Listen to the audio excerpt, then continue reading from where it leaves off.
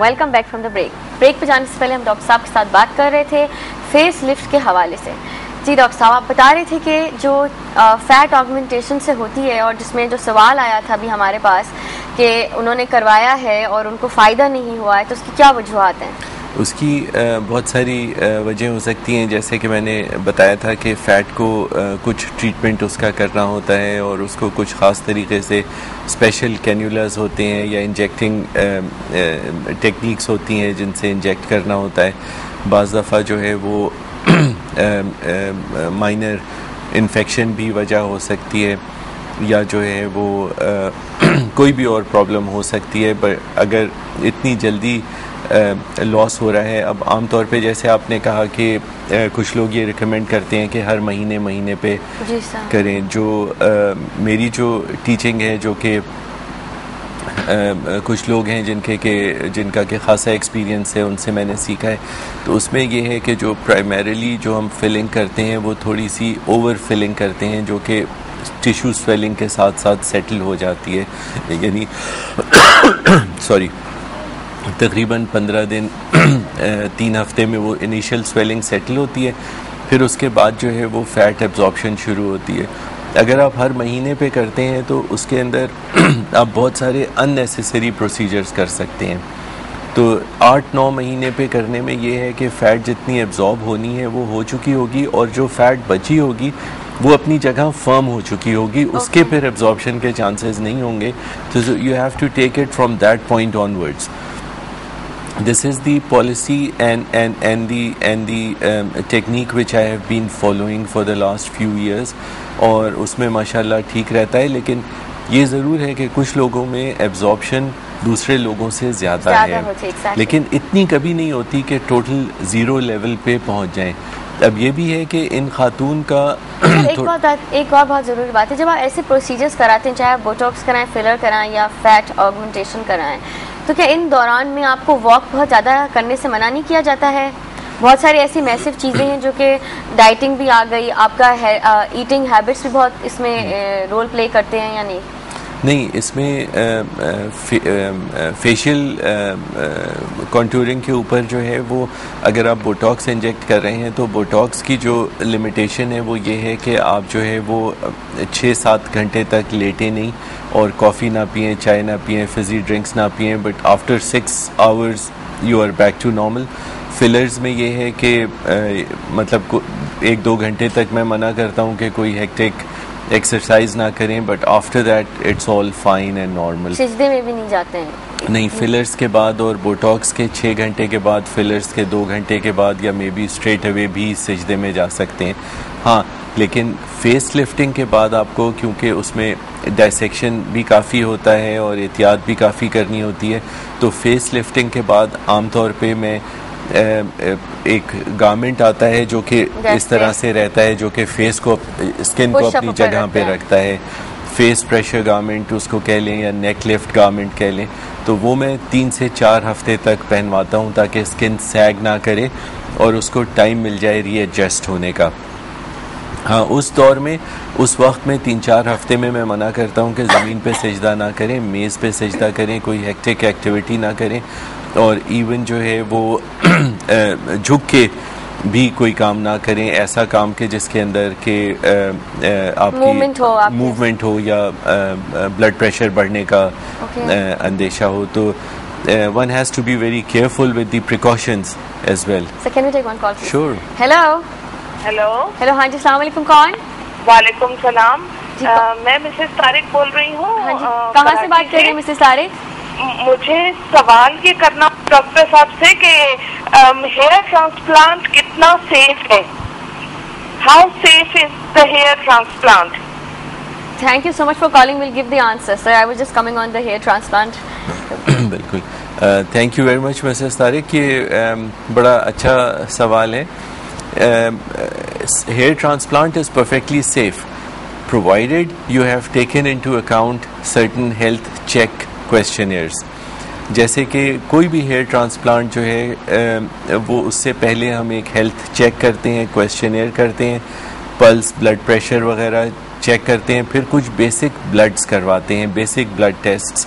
اور اگر normal healthy individual ہے تو اس کے اندر for most instances this is about enough and this is done under local anesthetic, but pulse and oxygen saturation is monitored throughout the process by a monitor.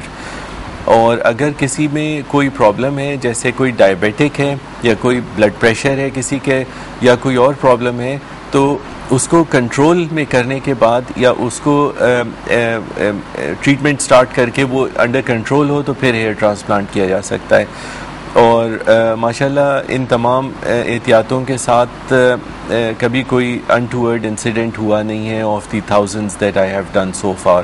تو it's a ماشاءاللہ very safe procedure provided کہ آپ نے تمام protocols follow کیے ہیں. تو سر آج کل ہیئر ٹرانسپلانٹ کے حوالے سے کہ ہیئر ٹرانسپلانٹ کتنا کامن ہو گیا ہے؟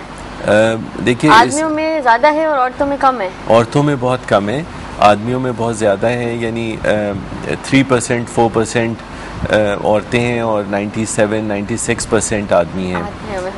ہیئر ٹرانسپلانٹ جو ہے وہ اور لائپوسکشن کاسمیٹک سرجریز میں دنیا کے سب سے کامنلی اکرنگ پروسیجرز ہیں.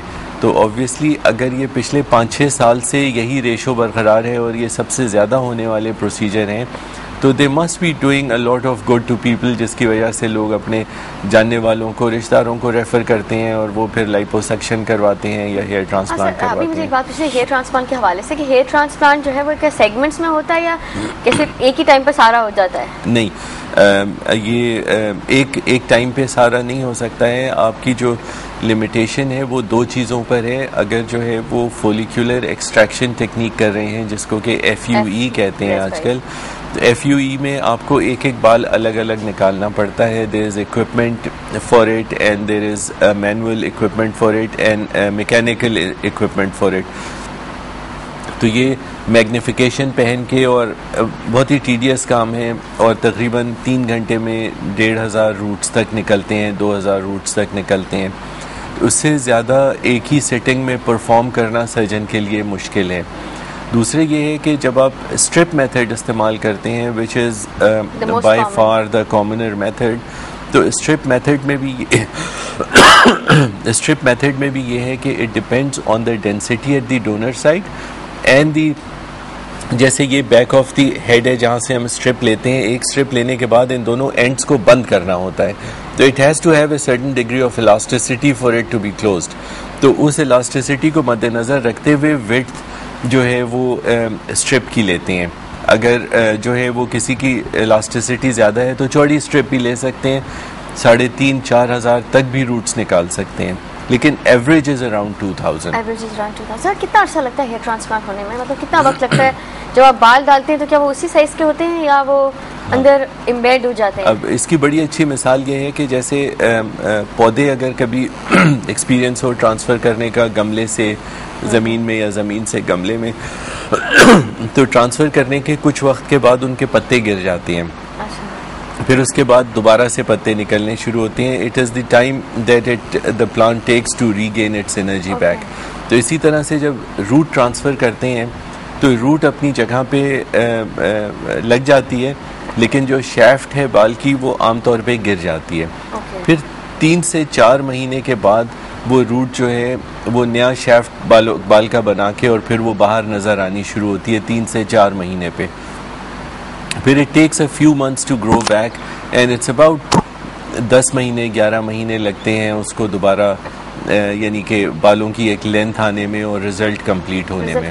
سر مجھے بات ہے سائیڈ افیکٹس کیا, لوگ عموماً کہتے ہیں سر میں درد بھی ہو جاتا ہے, یہ کروانے سے ایسا ہوتا ہے؟ دیکھیے اصولاً تو اس کے سر میں درد نہیں ہونا چاہیے اور نہ ہی اس کی کوئی ویلڈ ریزن بنتی ہے, کیونکہ آپ کے اسکل بون کے اوپر 5 لیئرز ہیں, اسکن, فیٹ, فیشیا, مختلف چیزیں ہیں. تو جو ڈیپسٹ لیئر ہے اس کے اوپر بلڈ ویسلز اور نروز ہوتی ہیں, لیکن ہمارا جو کام ہے وہ اسکن اور فیٹ اس کے نیچے جو ہے وہ بھی ہاف لیئر آف فیٹ تک ہی کام ہوتا ہے. مین نروز اور مین ویسلز تو ڈیمیج ہوتی ہی نہیں ہے اس کے اندر.